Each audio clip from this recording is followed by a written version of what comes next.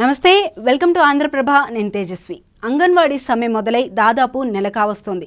ఈ విషయంలో వైసీపీ ప్రభుత్వం మొండి వైఖరి ప్రదర్శిస్తోందన్న విమర్శలు వినిపిస్తున్నాయి. దీనిపై ప్రముఖ అనలిస్ట్ పెంటపాటి పుల్లారావు గారు విశ్లేషణ చూద్దాము.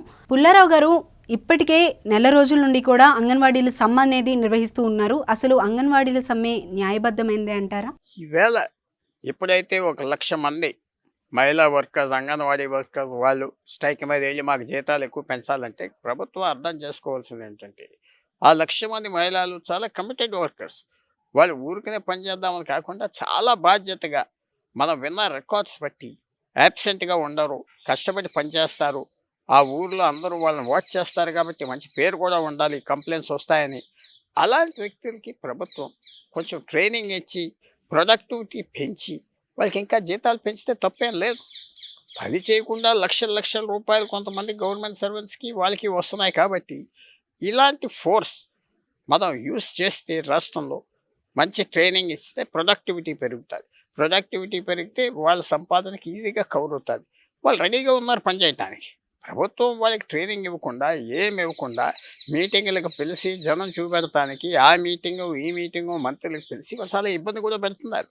వాళ్ళందరికీ చాలామంది వాళ్ళు సింగిల్ మదర్స్, కష్టజీవులుగా ఉన్నారు. ఏదో గౌరవంగా బ్రతుకుదాం అనుకున్నప్పుడు ప్రభుత్వం ఒక మంచి అవకాశం వేస్ట్ చేసుకున్నది.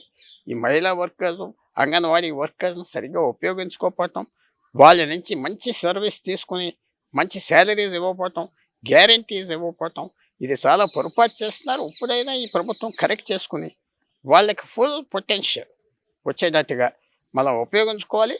వాళ్ళకి ఒక మానవత్వానికి సరిపడే జీతం కూడా ఇవ్వాలి. ఇస్తే గౌరవంగా బ్రతుకుతారు, గౌరవంగా పనిచేస్తారు, ఆ ఉద్యోగాన్ని వాల్యూ కూడా ఇస్తారు. ఓకే అండి, తమ హక్కుల కోసం ఉద్యమిస్తున్న అంగన్వాడీలపై సీఎం జగన్ ఎస్మా ప్రయోగించడం ఎంతవరకు కరెక్ట్ అంటారు సార్? ఇది ఆయన రాజకీయ జీవితంపై ఎలాంటి ప్రభావం చూపించబోతుందంటారు? ఈవేళ ఆంధ్రప్రదేశ్లో చాలామంది మహిళా వర్కర్స్ 1,00,000 మంది స్ట్రైక్ మీద వెళ్తే అదొక పెద్ద మెసేజ్ వెళ్ళిపోతుంది. దానికి ఎదురుగా గవర్నమెంటు ఎస్మా ప్రొవిజన్స్ పెట్టి మీరు తిరిగి పనికి వెళ్ళటం చేయటం, అది కూడా కొంచెం చాలా ఆశ్చర్యమైన పరిస్థితి. ఎందుకంటే ప్రతి ప్రభుత్వానికి మన రాష్ట్రంలో తెలిసింది ఏంటంటే, ఎలక్షన్లు వచ్చే టైంలో government employees, part time employees వాళ్ళందరూ ఇలా స్ట్రైక్ చేస్తారు. వాళ్ళు చాలా జాగ్రత్తగా చూసుకోవాలి. లేకపోతే ప్రభుత్వానికి వ్యతిరేకంగా ఎక్కువ వాళ్ళు గాలి తీసుకొస్తారు. అది 2019లో కూడా జగన్మోహన్ రెడ్డి గారికి అలాంటి బెనిఫిట్ కూడా వచ్చింది. గవర్నమెంట్ మీద ఏదైతే వ్యతిరేకమో ఆయన మీ కష్టాలన్నీ తీరుస్తూ ఉన్నారు కాబట్టి.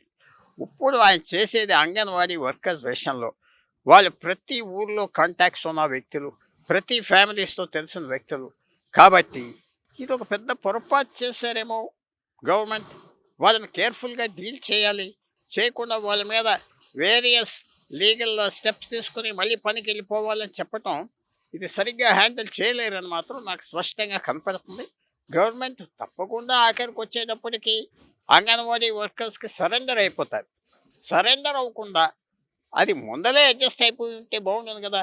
ఈ రాజకీయంగా వ్యతిరేకత రాదు కదా, ఈ ఫాలోఅవుట్ ఉండదు కదా.